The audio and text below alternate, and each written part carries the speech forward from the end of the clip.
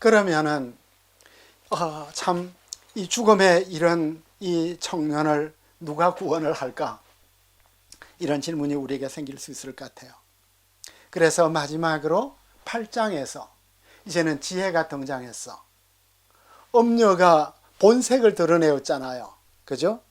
그동안 2장에도 나오고 5장에도 나오고 6장에도 나왔고 4번이나 나왔는데 마지막 음녀의 총체적인 모습, 입체적인 모습을 이제 보여주었으니까 이제는 지혜도 등장하는 거예요.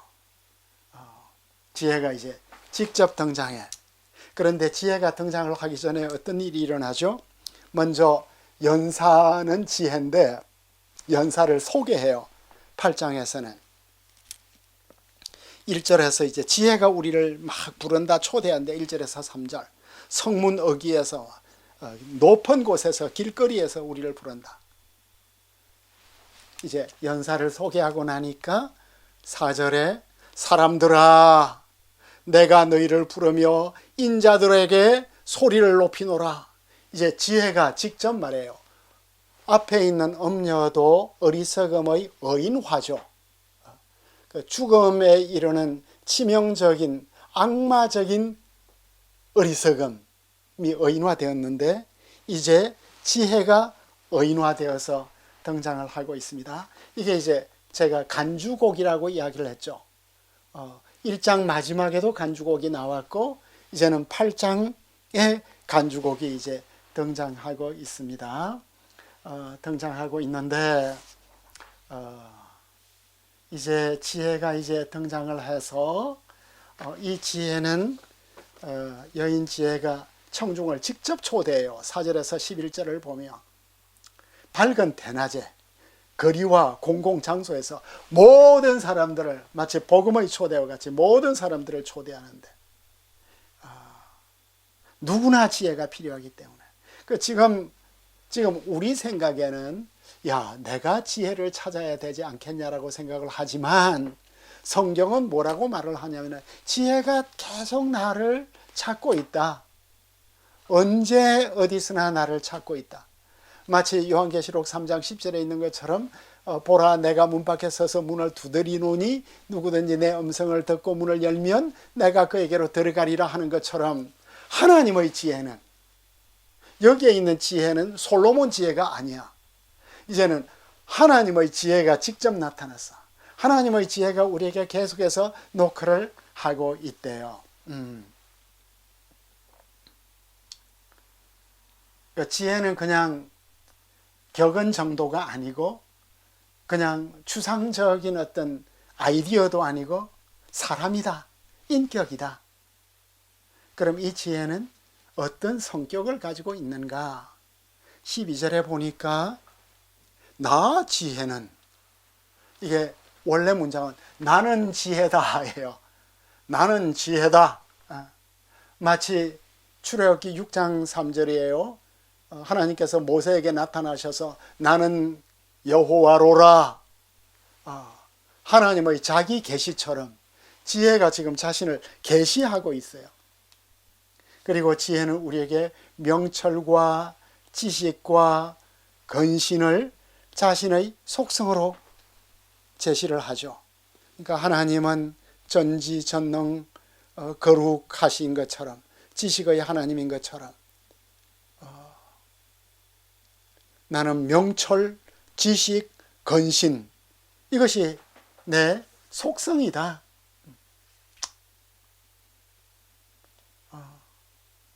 그리고 지혜를 가지면 높은 도덕성을 연마할 거다. 여호와를 경외하는 것은 악을 미워하는 것이다. 교만, 지혜로워지면 일단 겸손해진다.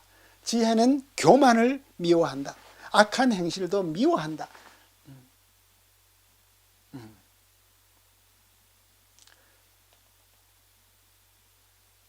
그동안 우리는 지혜를 개인적 차원에서 내가 지혜를 얻는 것 차원에서 생각을 했는데 14절로 가니까 지혜는 굉장히 공공지혜야. 공공지혜.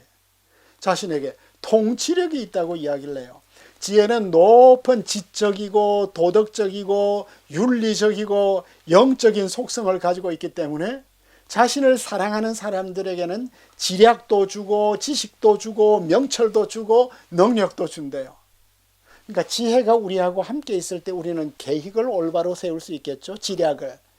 지혜가 우리와 함께 할 때 우리는 아주 복잡한 상황 속에서도 이걸 잘 통합해서 최고로 바람직한 결과를 만들 수 있겠죠. 통찰력을 가지고. 지혜가 우리와 함께 할 때 경제적인 번영과 군사적인 능력, 안정을 얻을 수 있을 거예요. 그래서 이 지혜는 뭐예요?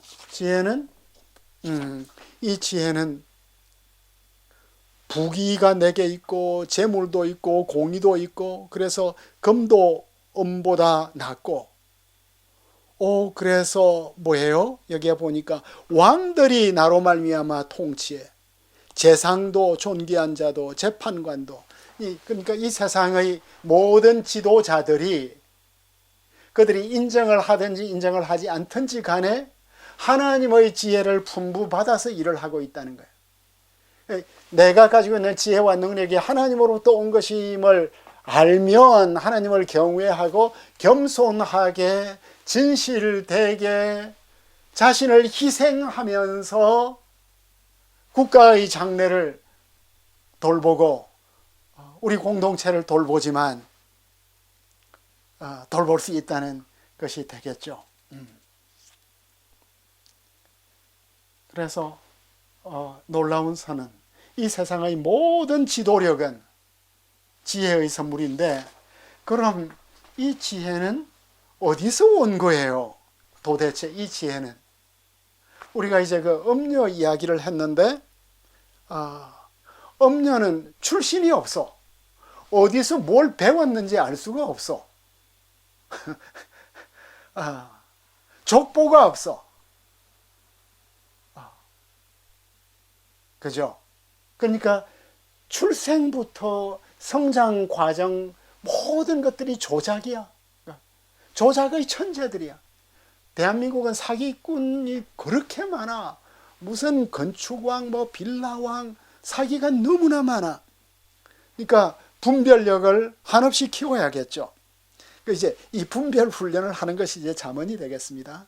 그럼 지혜는 언제 온 거예요? 지혜는 언제, 어디서 온 거예요?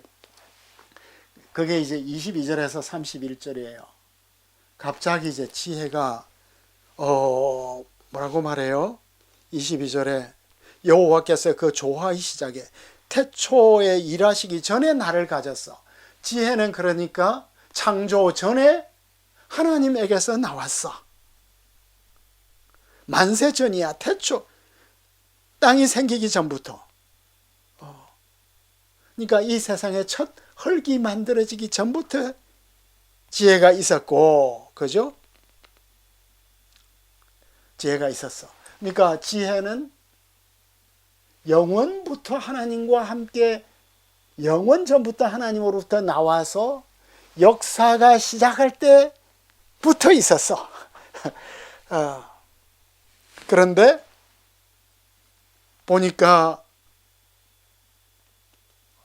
이 뭐예요? 시간 구조로서 23절에서는 만세 전이야. 공간 구조로서는 뭐 땅도 바다도 샘도 산도 언덕도 전이야. 그런데 태고와 창조 전과 영원 전과 역사의 시간을 이렇게 겹치면서 하늘 지을 때, 궁창을 해면에 두르실 때 지혜는 거기 있었어. 하늘도 견고하게 했고 바다의 샘들도 힘있게 했어. 바다 한계도 정했어. 그 파도가 이 땅을 덮치지 못하게 그 선을 그어주었어. 그런데 그때 지혜는 뭘 했어요? 하나님 곁에 있었어. 창조자가 되었어. 장인이 되었어. 창조의 모든 과정에 지혜가 함께 했어요. 그리고 무엇보다도 이 창조가 이루어질 때 지혜가 너무나 기뻐했어.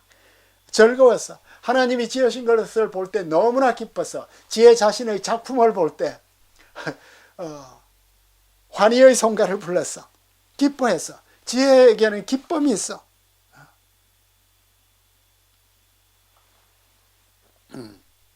왜냐하면 하나님이 지으신 모든 것들이 아름답고 디자인이 있고, 하나님이 지으신 모든 것들이 견고하고 믿을 수 있고, 우리에게 참 치유를 주고, 그 지혜는 내가 마스터 크래프트맨이었다.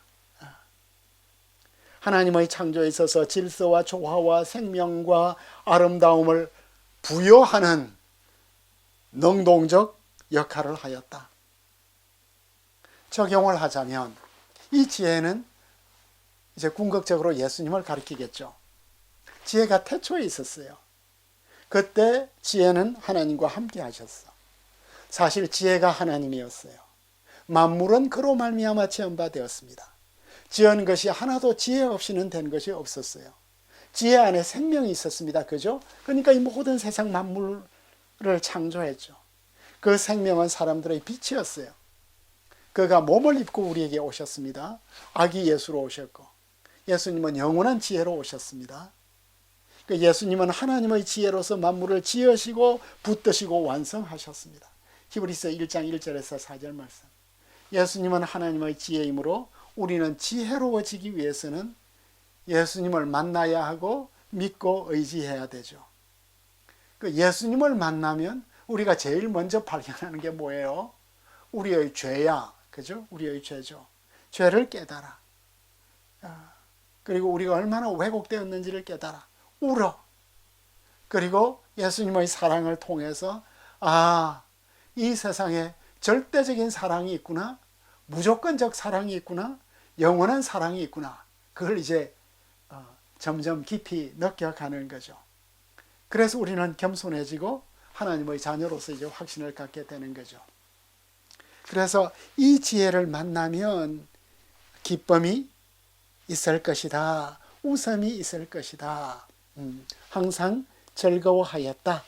항상 즐거워하였다. 너털 웃음. 즐거워하다가 웃다. 지혜가 그 옆에서 막 박수 치면서 하나님의 창조를 보면서 박수 치면서 웃었어. 우리가 이렇게 기뻐하면서 웃은 적이 언제죠? 이 지혜를 만나서 참 이 기쁨, 이 웃음, 이 아름다움, 이 조화, 이 질서, 이 감격을 누릴 수 있기를 바랍니다.